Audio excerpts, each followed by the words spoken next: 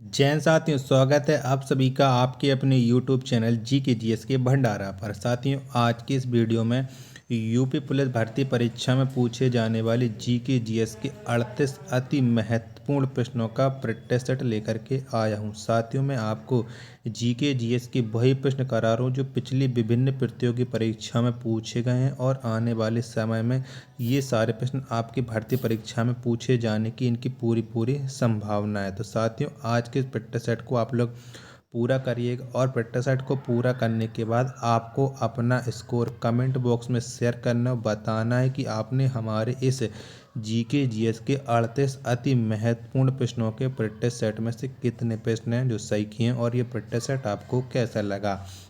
अगर आपको ये प्रैक्टिस सेट पसंद आए तो वीडियो को लाइक कर देना। चैनल को आप लोगों ने अभी तक सब्सक्राइब नहीं किया होगा तो चैनल को आप लोग ज़रूर सब्सक्राइब कर लेना और इस प्रैक्टिस सेट को आप अपने सभी दोस्तों के पास ज़रूर शेयर कर देना जो आपके साथ इस 50 लाख की भीड़ में सफलता पाने के लिए दिन रात मेहनत कर रहे हैं। तो फिर चलिए शुरू करते हैं आज का अपना ये जी के जी एस के 38 अति महत्वपूर्ण प्रश्नों का ये प्रैक्टिस सेट। तो पहला प्रश्न है आपके सामने कि भारतीय प्रेस का मुक्तिदाता किसे कहा जाता है। तो किसे कहते हैं हम भारतीय प्रेस का मुक्तिदाता। तो चार्ल्स मैटकॉप को कहते हैं, यानी एक का आंसर हो जाएगा ऑप्शन संख्या सी इस प्रश्न का राइट आंसर हो जाएगा। चलिएगा, अगला प्रश्न है आपके सामने दूसरा कि चीनी यात्री हिन सुआंग ने किस विश्वविद्यालय से अपनी शिक्षा ग्रहण की। कौन से विश्वविद्यालय से की थी बताओ फटाफट से। प्रश्न संख्या 2 का राइट आंसर क्या हो जाएगा। तो हेन स्वांग ने नालंदा विश्वविद्यालय से शिक्षा प्राप्त की थी, यानी 2 का आंसर हो जाएगा ऑप्शन संख्या बी इस प्रश्न का राइट आंसर हो जाएगा। चलिएगा, नेक्स्ट प्रश्न है आपके सामने कि डेंगू बुखार को कौन संचारित करता है। तो बताओ कौन संचारित करता है डेंगू बुखार को। तो ऐसे जो संचारित करता है वो एंडीज एजिप्टी मच्छर करता है। 3 का जो राइट आंसर होगा वो ऑप्शन संख्या ए इस प्रश्न का राइट आंसर हो जाएगा। प्रश्न संख्या 4 है आपके सामने कि योग दर्शन के प्रतिपादक कौन हैं। तो कौन है योग दर्शन के प्रतिपादक। तो इसके जो प्रतिपादक योग दर्शन के वो हैं पतंजलि, यानी 4 का जो आंसर होगा वो ऑप्शन संख्या बी इस प्रश्न का राइट आंसर हो जाएगा। प्रश्न संख्या 5 है आपके सामने कि गोपद ब्राह्मण का संबंध किस वेद से है। तो कौन से वेद से इसका संबंध ये आपको बताना है। तो जो गोपद ब्राह्मण है इसका जो संबंध है वो है अथर्ववेद से, यानी 5 का जो राइट आंसर होगा वो ऑप्शन संख्या डी इस प्रश्न का राइट आंसर हो जाएगा। चलिएगा, प्रश्न संख्या 6 आपके सामने कि अष्ट प्रधान का संबंध किससे है। तो किससे है अष्ट प्रधान का संबंध, यानी किसके दरबार में अष्ट प्रधान रहते थे।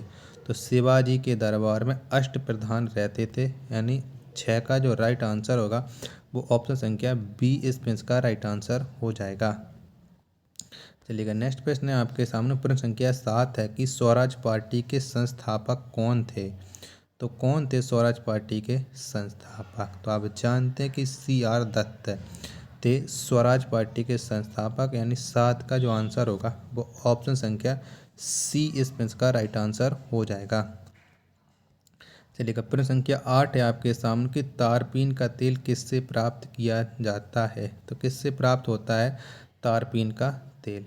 तो ये जो प्राप्त होता है वो चीड़ के पेड़ से होता है, यानी 8 का जो आंसर होगा वो ऑप्शन संख्या सी इस प्रश्न का राइट आंसर हो जाएगा। प्रश्न संख्या 9 है आपके सामने कि साहित्य अकादमी का मुख्यालय कहाँ है। तो कहाँ पर है साहित्य अकादमी का मुख्यालय। तो ये है नई दिल्ली में। कहाँ पर है नई दिल्ली में है साहित्य अकादमी का मुख्यालय। तो 9 का जो राइट आंसर होगा वो ऑप्शन संख्या सी इस प्रश्न का राइट आंसर हो जाएगा। चलिएगा, प्रश्न संख्या 10 है आपके सामने कि प्रथम पृथ्वी सम्मेलन कहाँ पर हुआ था। तो कहाँ पर हुआ था। तो प्रथम पृथ्वी जो सम्मेलन हुआ था वो रियो डी जेनरियो में हुआ था, यानी 10 का जो आंसर होगा वो ऑप्शन संख्या बी इस प्रश्न का राइट आंसर हो जाएगा। चलिएगा, प्रश्न संख्या 11 है आपके सामने कि असहयोग आंदोलन की शुरुआत कब की गई। तो कब हुई थी असहयोग आंदोलन की शुरुआत? तो 1920। कब? 1920 में हुई थी असहयोग आंदोलन की शुरुआत। 11 का राइट आंसर हो जाएगा ऑप्शन संख्या बी इसका राइट आंसर हो जाएगा। चलेगा। प्रश्न संख्या 12 है आपके सामने कि अंतर्राष्ट्रीय आपराधिक पुलिस संगठन का मुख्यालय कहाँ पर स्थित है? तो कहाँ पर है बताओ। प्रश्न संख्या 12 का राइट आंसर क्या हो जाएगा? तो लियोन। कहाँ पर?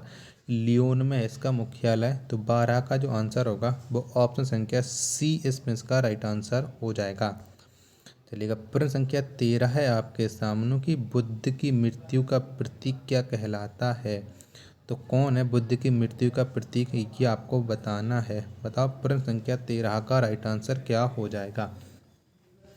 तो बुद्ध की मृत्यु ये महापरिनिर्वाण कहलाता है। 13 का आंसर ऑप्शन संख्या सी इसमें इसका राइट आंसर हो जाएगा।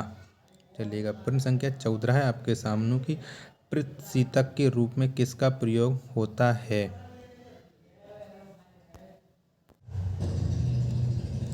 चलिए, तो प्रतिशत के रूप में फ्रीऑन का प्रयोग होता है। तो 14 का आंसर ऑप्शन संख्या डी इसका राइट आंसर हो जाएगा।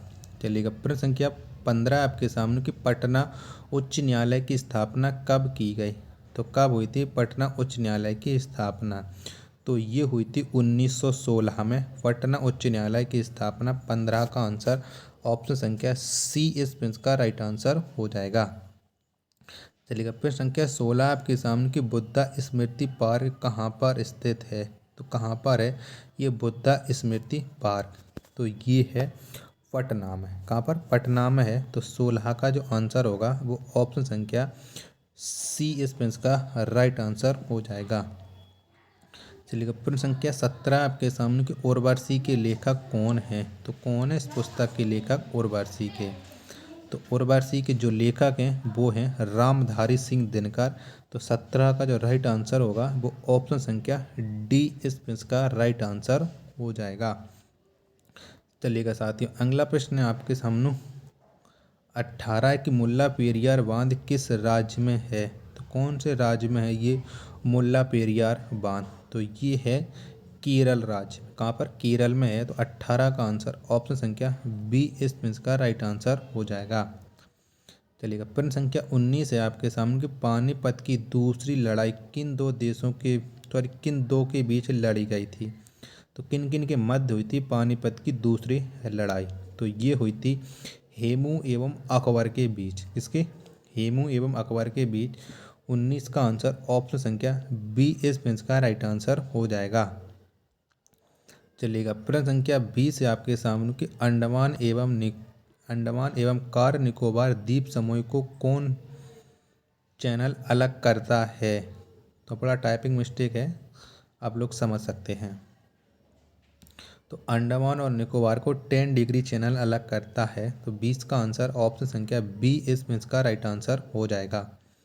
चलिएगा। प्रश्न संख्या 21 है आपके सामने कि किस रक्त वर्ग में कोई एंटीबॉडी नहीं होती है? तो कौन से रक्त वर्ग में कोई एंटीबॉडी नहीं होती है? तो ये ए और बी ग्रुप में एंटीबॉडी नहीं होती, यानी 21 का आंसर ऑप्शन संख्या डी इसका राइट आंसर हो जाएगा। चलिएगा। प्रश्न संख्या 22 है आपके सामने कि सर्वोच्च न्यायालय कितने प्रकार की रिट जारी करता है? तो कितने प्रकार की जारी करता है सर्वोच्च न्यायालय? तो जो सर्वोच्च न्यायालय है ये 5 प्रकार की रिट जारी करता है। तो 22 का जो आंसर होगा वो ऑप्शन संख्या सी इसका राइट आंसर हो जाएगा। चलिएगा। प्रश्न संख्या 23 है आपके सामने कि कौन सा अनुच्छेद बच्चों को कारखाना में कार्य करने पर प्रतिबंध लगाता है? तो कौन सा अनुच्छेद लगाता है बताओ। प्रश्न संख्या 23 का राइट आंसर क्या हो जाएगा? तो अनुच्छेद 24 लगाता है। 23 का आंसर ऑप्शन संख्या बी इसका राइट आंसर हो जाएगा। चलिए। प्रश्न संख्या 24 है आपके सामने कि प्रति 2 वर्षों के उपरांत राज्यसभा के कितने सदस्य सेवानिवृत्त हो जाते हैं? तो कितने सदस्य हो जाते हैं सेवानिवृत्त? तो ये 1/3 सदस्य हो जाते हैं। तो 1 का जो आंसर होगा वो ऑप्शन संख्या सी इसका राइट आंसर हो जाएगा। प्रश्न संख्या 25 है अब आपके सामने कि भारत में पुनः जजिया कर किसने लागू किया? तो किसने लागू किया था भारत में एक बार फिर से जजिया कर? तो इसे जो लागू किया था वो औरंगजेब ने किया था, यानी 25 का जो आंसर होगा वो ऑप्शन संख्या डी इसका राइट आंसर हो जाएगा। चलिएगा, प्रश्न संख्या 26 है आपके सामने कि भारत में मीठे पानी की सबसे बड़ी झील है तो कौन सी है? तो भारत में मीठे पानी की जो सबसे बड़ी झील है वो है बुलर झील। 26 का आंसर ऑप्शन संख्या बी इसका राइट आंसर हो जाएगा। चलिएगा, प्रश्न संख्या 27 है आपके सामने कि मानव विकास रिपोर्ट कौन प्रकाशित करता है? तो किसके द्वारा जारी की जाती है मानव विकास रिपोर्ट? तो यूएनडीपी। कौन? यूएनडीपी करता है मानव विकास रिपोर्ट जारी। तो 27 का जो आंसर होगा वो ऑप्शन संख्या सी इसका राइट आंसर हो जाएगा। लेगा तो प्रश्न संख्या 28 है अब आपके सामने, कपड़ा धोने के सोडे का रासायनिक सूत्र है तो क्या है? तो कपड़ा धोने के सोडे का जो रासायनिक सूत्र है वो है Na2CO3, यानी ऑप्शन संख्या ई इसका राइट आंसर हो जाएगा। चलिएगा, प्रश्न संख्या 29 है आपके सामने कि महात्मा गांधी किस वर्ष भारतीय राष्ट्रीय कांग्रेस के अध्यक्ष बने? तो कब बने थे? तो महात्मा गांधी ये भारतीय राष्ट्रीय कांग्रेस के अध्यक्ष बने थे 1924 में। तो 29 का राइट आंसर हो जाएगा ऑप्शन संख्या डी इसका राइट आंसर हो जाएगा। चलिएगा, अगला प्रश्न संख्या 30 है कि भारत छोड़ो आंदोलन के समय भारत के वायसराय कौन था? तो कौन था भारत का वायसराय? तो उस समय जो भारत का वायसराय था वो था लॉर्ड लिनिथगो। कौन? लॉर्ड लिनिथगो। 30 का आंसर ऑप्शन संख्या बी इसका राइट आंसर हो जाएगा। चलिएगा, प्रश्न संख्या 31 है आपके सामने कि रावी नदी का वैदिक नाम क्या है? तो क्या है रावी नदी का वैदिक नाम? तो ये है परुष्णी। क्या? परुष्णी है रावी नदी का वैदिक नाम। तो 31 का जो आंसर होगा वो ऑप्शन संख्या सी इसका राइट आंसर हो जाएगा। चलिएगा, प्रश्न संख्या 32 है आपके सामने कि रणजीत सिंह एवं लॉर्ड मिंटो के बीच कौन सी संधि हुई थी? तो बताओ कौन सी संधि हुई थी रणजीत सिंह एवं लॉर्ड मिंटो के बीच? तो इनके बीच जो संधि हुई थी वो हुई थी अमृतसर की संधि। कौन? अमृतसर की, यानी 32 का आंसर हो जाएगा ऑप्शन संख्या बी इसका राइट आंसर हो जाएगा। चलिएगा, अगला प्रश्न है प्रश्न संख्या 33 है आपके सामने कि भारत की किस राज्य को देवभूमि के नाम से जाना जाता है? तो कौन से राज्य को जाना जाता है? तो भारत के उत्तराखंड राज्य को देवभूमि के नाम से जाना जाता है। 33 का जो आंसर होगा वो ऑप्शन संख्या बी इसका राइट आंसर हो जाएगा। चलिएगा, अगला प्रश्न है प्रश्न संख्या 34 है कि जांग की हड्डी को क्या कहा जाता है? तो क्या कहते हैं हम जांग की हड्डी को, ये आपको बताना है। तो जांग की हड्डी को हम फीमर कहते हैं। तो 34 का आंसर ऑप्शन संख्या बी इसका राइट आंसर हो जाएगा। चलिए, अगला प्रश्न संख्या 35 है कि नींबू में कौन सा अम्ल पाया जाता है?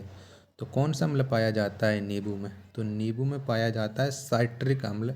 35 का जो राइट आंसर होगा वो ऑप्शन संख्या ए इसका राइट आंसर हो जाएगा। चलिए, अगला प्रश्न संख्या 36 है कि राजा राम मोहन राय ने हिंदू कॉलेज की स्थापना कब की थी? तो कब की थी बताओ? तो राजा राम मोहन राय ने हिंदू कॉलेज की स्थापना 1857 में की थी।